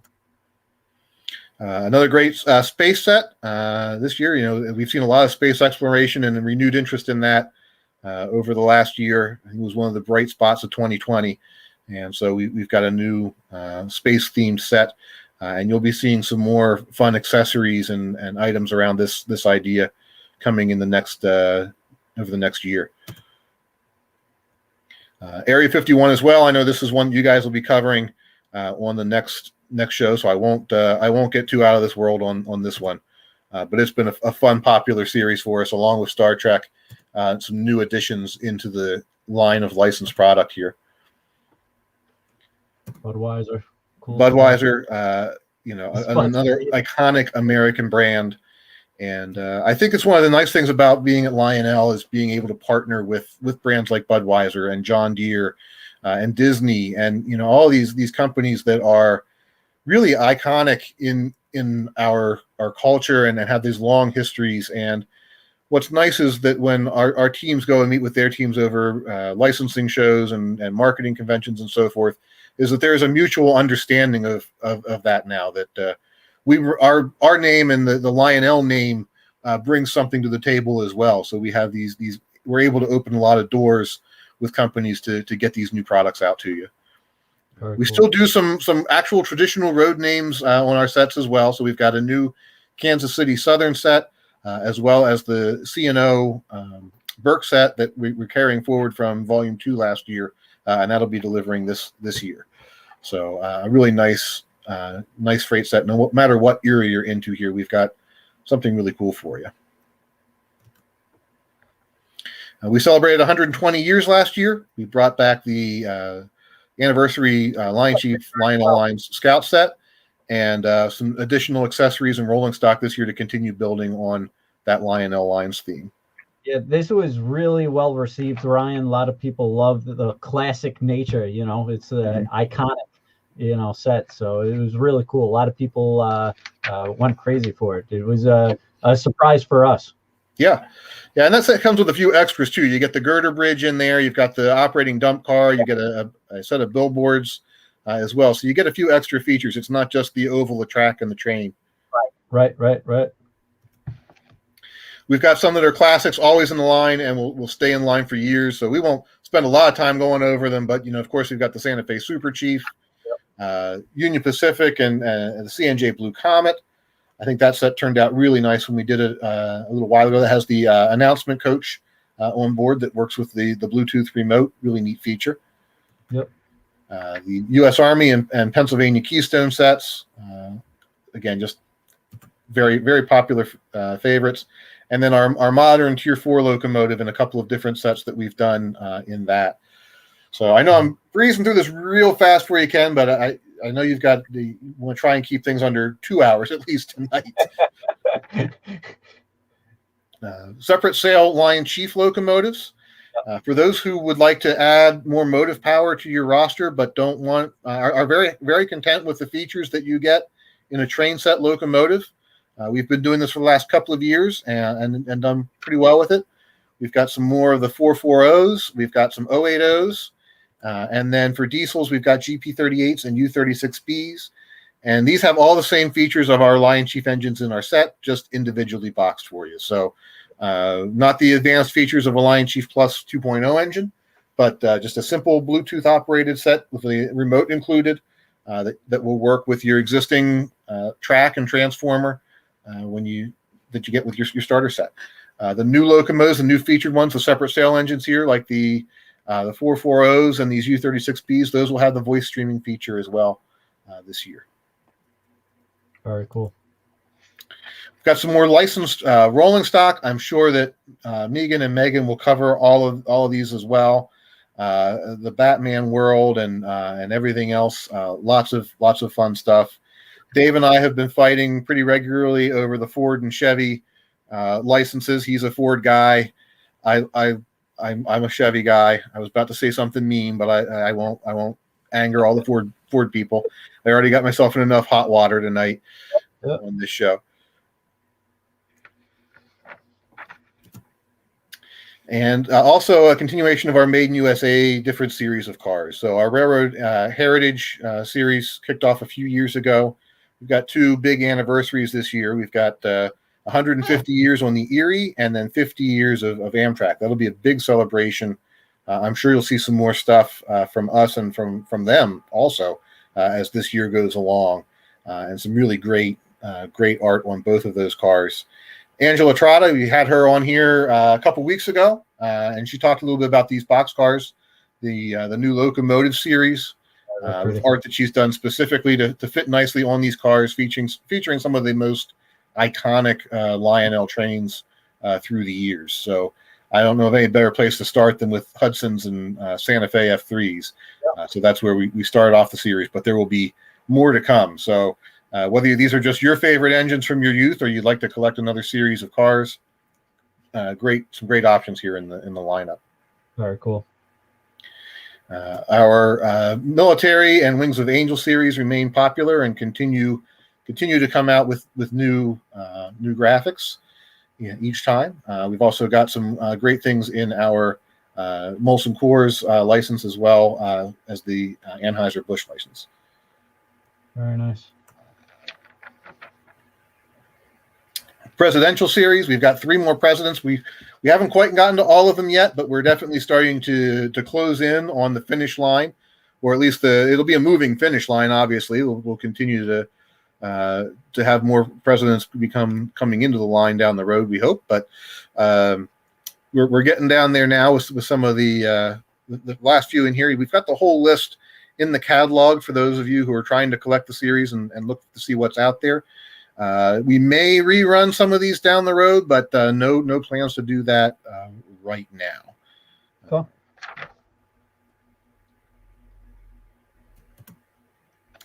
Again, some additional rolling stock.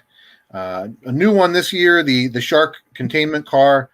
This came out of a set that we tried to offer a couple years ago, but couldn't get the orders on. But we had so many comments on this car that we wanted to give it another try and by itself. And this, of course, has the shark fin that swims back and forth along the roof of the car as it travels around the track, which is just pretty cool. I mean, that's going to get some attention on your layout.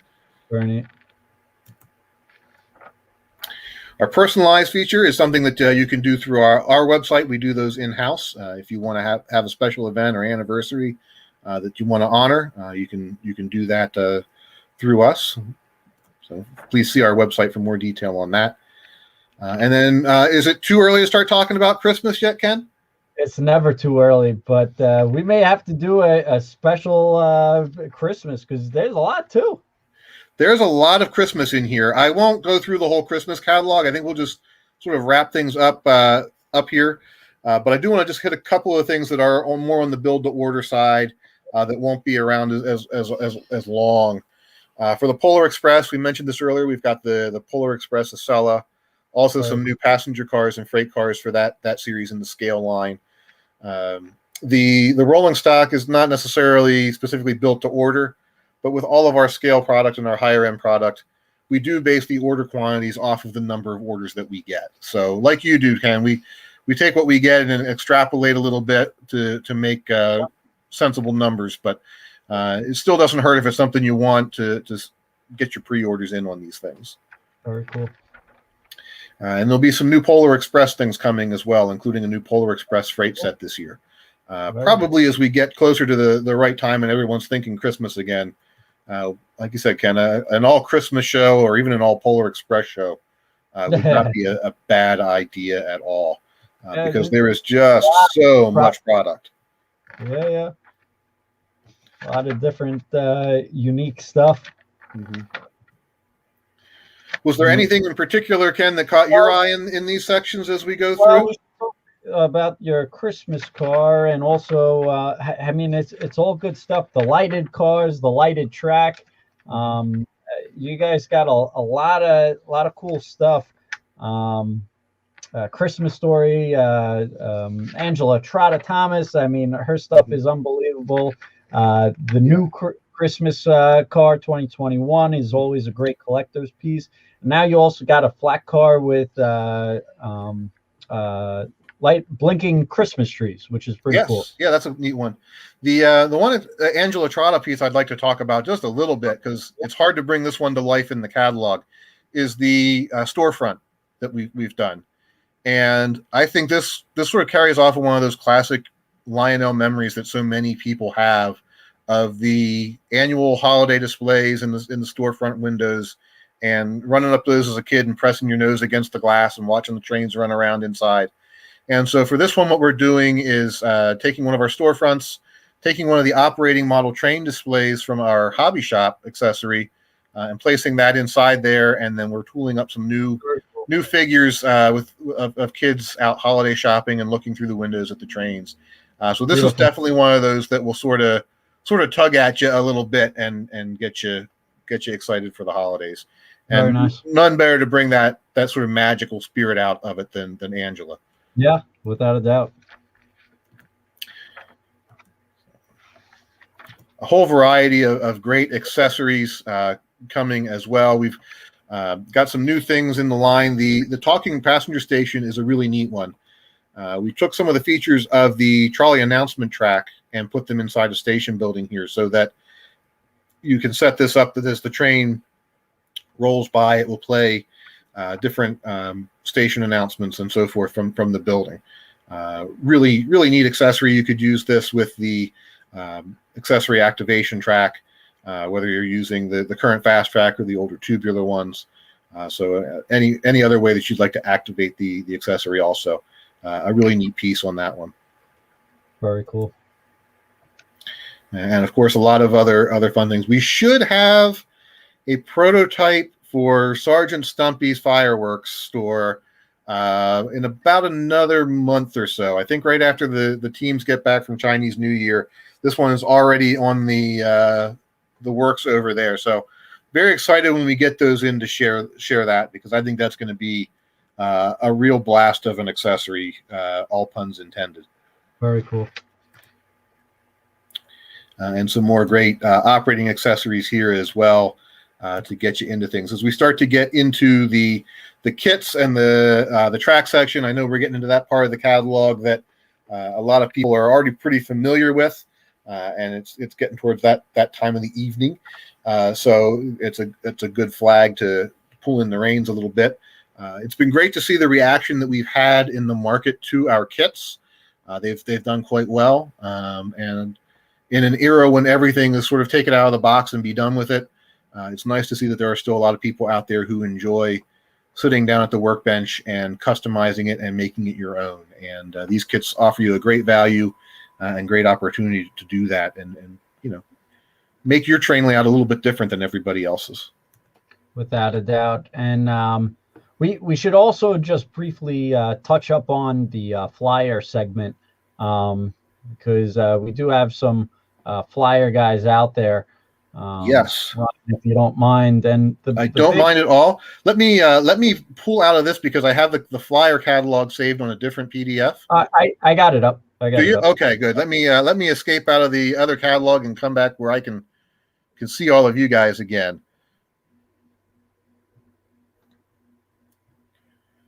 And we'll talk flyer.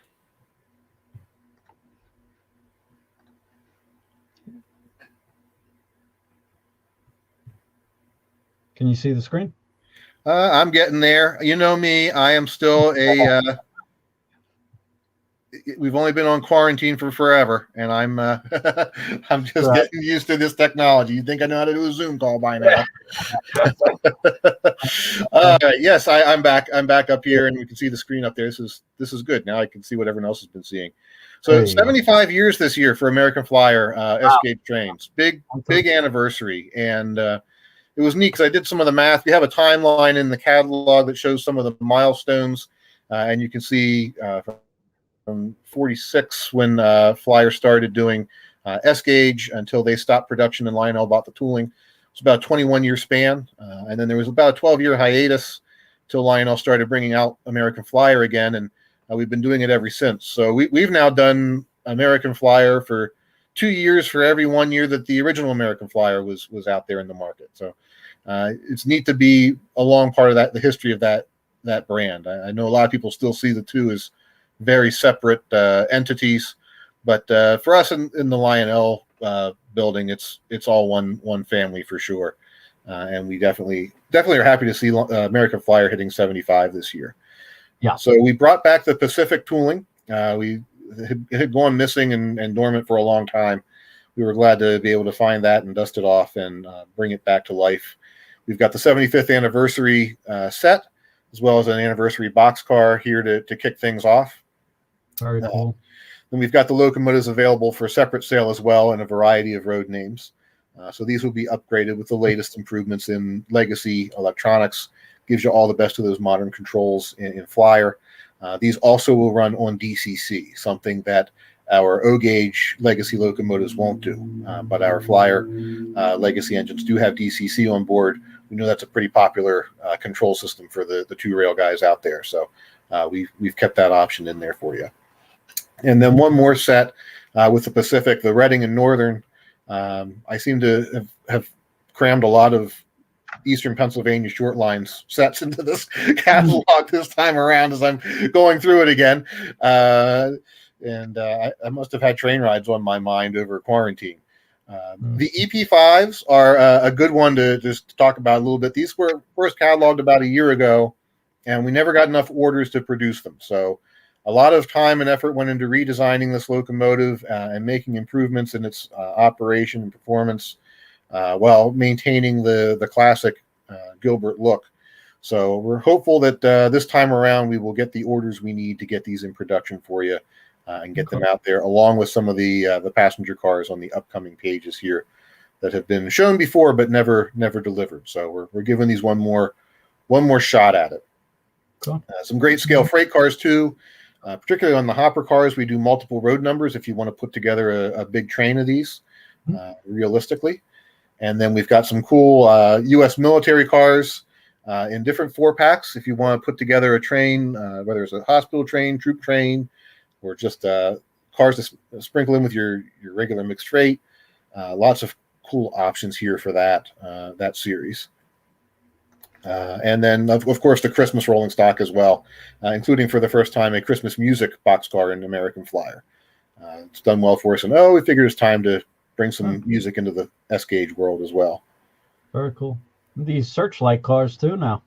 Yes, we've done a few of those. We've got the military one, the Christmas one, Polar Express. We've even got a Batman bat signal searchlight car in American Flyer. Yeah, that's just. I am not I tend to be more towards the rivet counting kind of a guy, but the Batman searchlight car is just, it's cool. You got to have something like that. Gotta have the bat signal. Yeah. Very cool. Nice stuff, and track everything. Very nice. Very cool. Well, Ryan, it's been we couldn't even cover this whole thing. I mean, it is, it's nice to have the print catalog in front of you, because you forget just, how ridiculous this thing is when you're just looking at it digitally. It's nice sometimes to have that visual reminder of what you've been working on for the last 6 months and why it's been so stressful at times. But it's I think a great catalog. We've had a lot of positive feedback from it, from fans, and so I hope that that does well for your numbers this year. I hope that we're all outside doing things besides just model trains in the year ahead. But even when you can go out and do model trains, you're still going to want to come back inside the house and play with your model trains. So it's a great rainy day hobby anytime. But I think over this last year, if there's been any sort of silver lining, it's that I know a lot of people personally who said I finally had time to get to some of the projects that I've been leaving off. So adding track sales and getting power and stuff like that started, and actually starting to build the layout you've been dreaming of all these years. So hopefully that's been a possibility for a lot of you guys out there. And you keep with it and keep having fun, because like you said at the beginning, Ken, the one thing we can't seem to find is the time to do it. So it's the only thing that we can't put in the catalog for you is the time. That's true. And Doug has a good comment. Thank you for the both so much. Great presentation. Now the hard part, deciding which to purchase. So it's hard to choose from. A lot of good choices. And I did see a comment about the GSs. We just got them in. We were a little backed up because of the snowstorm. We just got pretty much a tractor trailer of Lionel trains delivered to us, and I actually had to help out myself. And I realized that I've been spending way too much time in the office, and I'm not as physical as I used to be. So yes, they're coming soon, and thank you everyone out there. And yes, as Arnold says, just buy everything. Buy everything. Great customer from Long Island. Thank you, Arnold, for joining us. And Ryan, always a pleasure. And I don't think there was not one question that we stumped you on. Maybe just the pricing, but I've been making up answers for a long time now, Ken. It gets easy after a while. Yeah, yep. And you are a wealth of knowledge, so it is always a pleasure to pick your brain. And for everybody that couldn't watch tonight or could only catch a little portion, we are going to have Ryan on repeat. So you could watch him at any time in the morning, night, at home, when you're going to the bathroom, whenever. So you could watch Lionel train, flip through catalog, and catch all the good stuff and catch the insights. And that's why Ryan's here. He's got all the answers, so we really appreciate it. And hopefully it helps everyone out there make their purchasing decisions, because trains, it is a lot of money sometimes on the higher ticket stuff, the built to order stuff. So we want to make sure that you have the most information possible to make those decisions. And we appreciate everyone for joining. And Ryan, thank you, Lionel. And stay tuned, because we do have the Megan and Megan coming on for another great presentation, the Lionel Con fandom event with all the specialty lines. And again, let me get that date for you guys. That's Tuesday, February 23rd. So thank you all, and hopefully we'll see you then. And anything else, Ryan? No, just again, a heartfelt thank you to you, Ken, for everything that you do. These are not as easy to put together and drag on as people might think they are. You do a great service to us and to everybody out there watching to help connect us all together, especially when we can't see each other in person as often as we'd like to. It's been wonderful. And most especially, a thank you to everybody out there who's tuned in, whether you caught 30 seconds of this or sat through the whole 2 hours. We love you all. We value you guys, all of our fans. You're tremendous people. And Lionel wouldn't be Lionel if it wasn't for all of you guys. Those of us in the company, we help keep the tradition alive, but it's really because of the community at large that Lionel is what it is. And we value that, and we appreciate everyone who's buying the trains, and just everyone who's loving the trains, because it's a labor of love for us, and nothing makes us feel better than seeing you guys get passionate over things and having fun with your trains. That's what this is all about. So thank you to all of you for tuning in and for giving us 121 years of magic in this industry, and for Ken and for supporting them for generations now, and their operation. So it's a winning team, but it takes all of us. So thank you to everybody out there. Well said, Ryan. I can't top that. Well, I thank everyone, and have a great night. Thank you, Ryan. Thank you, Lionel. Thank you, everybody, for joining us. And stay safe out there. Be healthy. Thank you guys for joining. Have a great night. Thank you.